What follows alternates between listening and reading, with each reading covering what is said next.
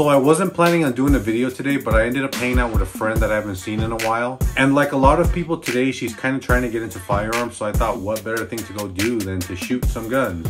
Everyone who knows me knows that I love collecting and shooting firearms. But one of the things I enjoy almost just as much is getting people interested in them. The way I see it, the more Second Amendment advocates we have out there, the better. So I wasn't really sure what kind of video I was going to do, but I knew I wanted to do one once we started hanging out. So I started off by taking her to my favorite gun shop so she can kind of get a feel for which gun works best for her. That way I could kind of see if anything she picked out I already had in my collection so she can shoot. Because anytime you buy a firearm that you're going to carry and defend yourself with it, it's probably a good idea that you handle it and even shoot it if possible.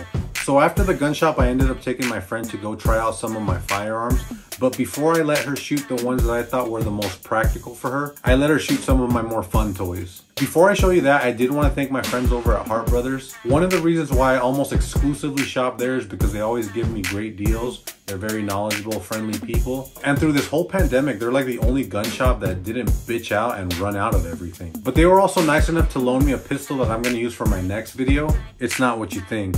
It kind of started off as a joke and I told the guys they were never going to sell this shit. This is a Gucci High Point with the sideways optic because we come in correct. But if you've seen my video on how Democrats think gun laws work, I thought it would be pretty funny to bring back Little Cuete of the Los Pendejos gang. So be sure to look out for that video in the near future.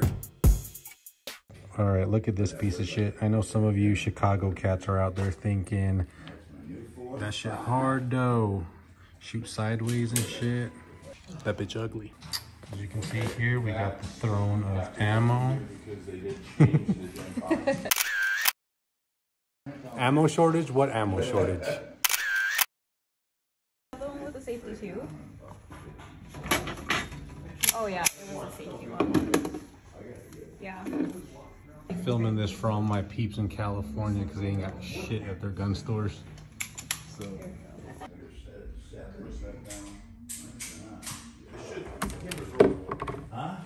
Ooh, LS Edge. It's give me 1 second. Performance gun. It's really cool.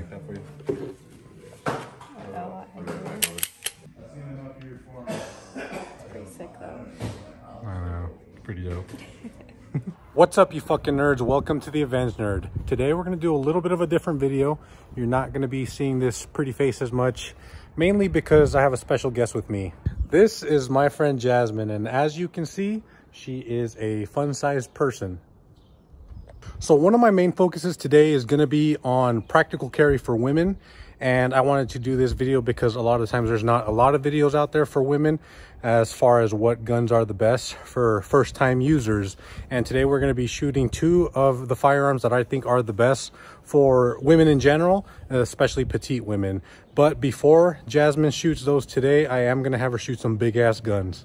Okay, we're starting off small because I don't want to scare her on the first go. So up first, we're going to be firing a little guy. This is a North American Arms 22. As a matter of fact, it's actually a boot gun because you can put this right in your boot, no problem. Can't even tell it's there. All right, whenever you're ready.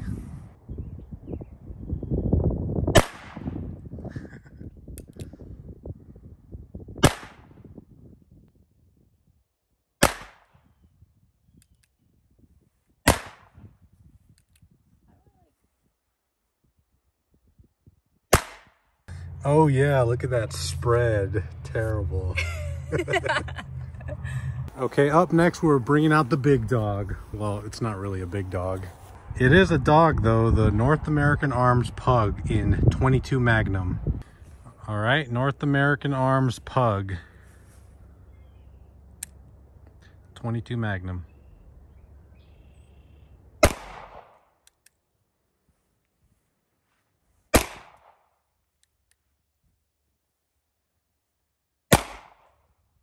All right, let's see how you did.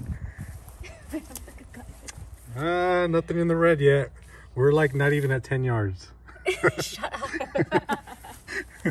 Okay, so your stance is a little off. I'll kind of show you off camera here how you can fix it. Okay. But we're gonna move on to the next firearm. All right, now we're gonna throw some real rounds her way. All right, up next we got 9mm. We're gonna do the Glock 19 and see how she takes it.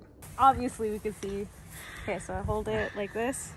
Yep, you want to have your thumb a little pushed higher there. Yep, and then your thumb should be. All right, Glock 19, 9mm. Okay. Yep, whenever you're ready.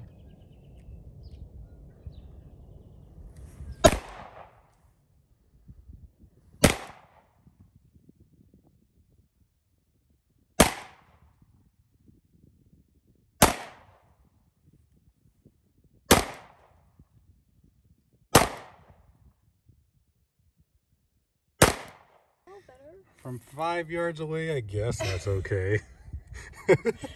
Did I come here for you to just like judge me? All right, up next we have a 45 out of the 1911.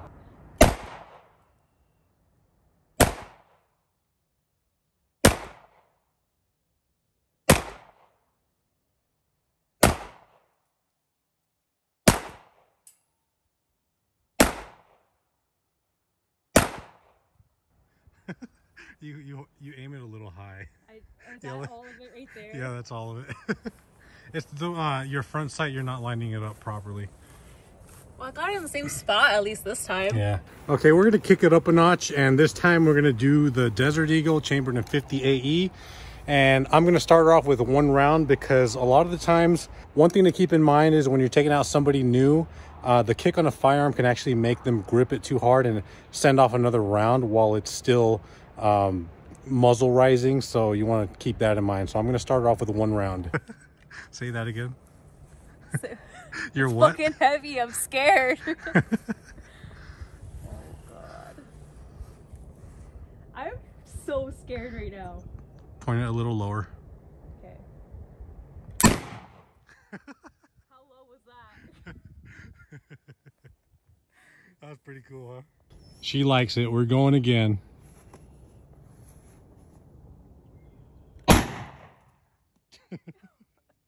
That really kicks, huh? Yes.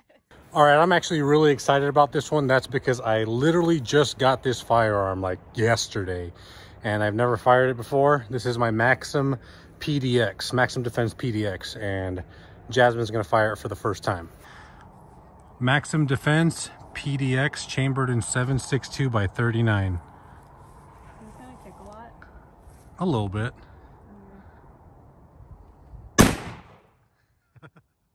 That's loud. I think that was the last one. Yeah.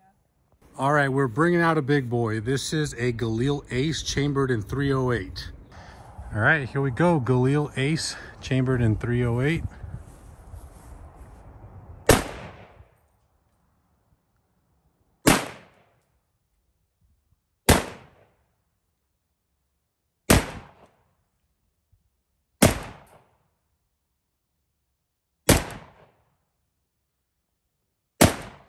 All right, up next we have a Panzer BP-12, and I warned her this one's gonna hurt. Hold on to your panties. I'll try.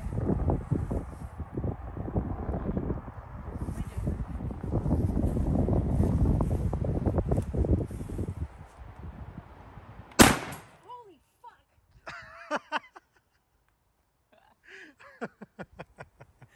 Man! All right, so unfortunately Jasmine has to leave, but I'm still going to talk about my two preferred firearms for petite women and women in general. So we're going to head back to the Avengenerd HQ and talk about those. So here we have two pistols chambered in 9mm. On the left, we have the M&P Shield EZ Performance Center by Smith & Wesson. And on the right, we have the P365 by Sig Sauer. Keep in mind, these are just two of my recommendations for people who are looking for a starting point, especially for women who are looking for something compact and easy to use. But anytime you have the opportunity to handle the firearm yourself, it's best to do so, because only you can tell if the firearm is right for you. So starting with the Micro P365, one of the first things you're going to notice is how small it is.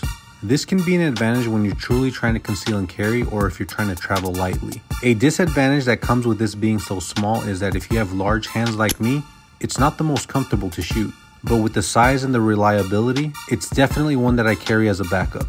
If you take a look down the sight picture, you'll see that we have Tritium night sights. This is a cool feature because if you're planning on using this for home defense and you're in the dark, it's a lot easier to see in little to no light conditions. As for the trigger, there's not a whole lot of travel till you hit that wall, followed by a very easy break. And for the reset, as you can see, it's also pretty good. Another thing you'll notice is that the safety lever on this pistol is ambidextrous, but as for the mag release, unfortunately it's not. Okay, let's talk about this magazine.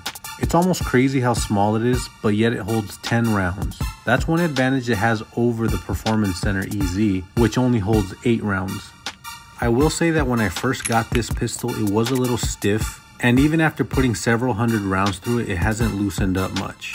So that might be a little bit difficult for someone who has weaker hands. And even the takedown lever can be a little bit stiff, since some people, like my wife for example, have had trouble with it. But other than that, the takedown is pretty simple.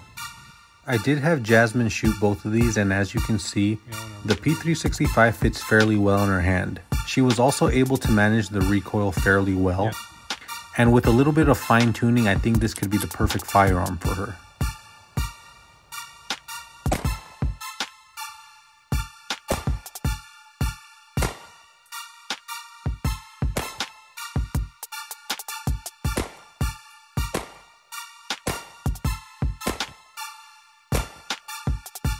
Now I think the better candidate of the two is the Performance Center EZ, and even the regular Shield EZ is a viable option.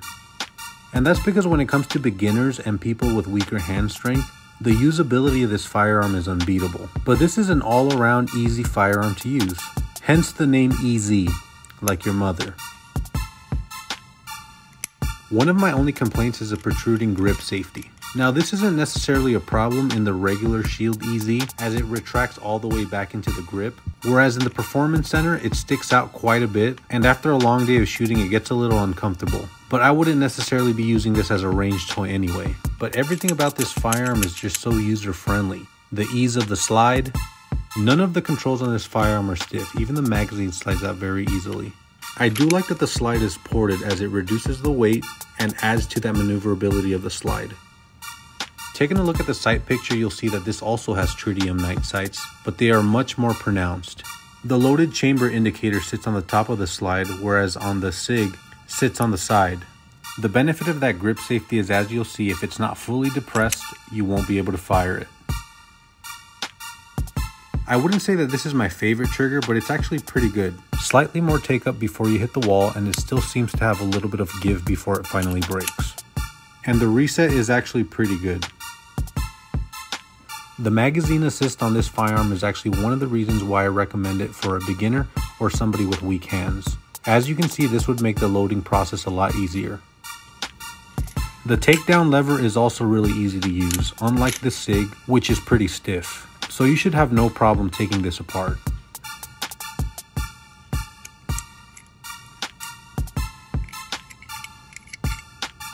I was actually pretty surprised that Jasmine ended up liking the EZ better, only because I thought the SIG would be more suitable for her hand size. But overall, she seemed to manage them fairly equally. But if you're looking for two firearms that are not only reliable, but are easy to use and easy to conceal, you shouldn't have a problem with either of these two. And if I didn't cover something in the video, feel free to ask me in the comments below. As always, take it easy, nerds, and I'll see you next time we assemble.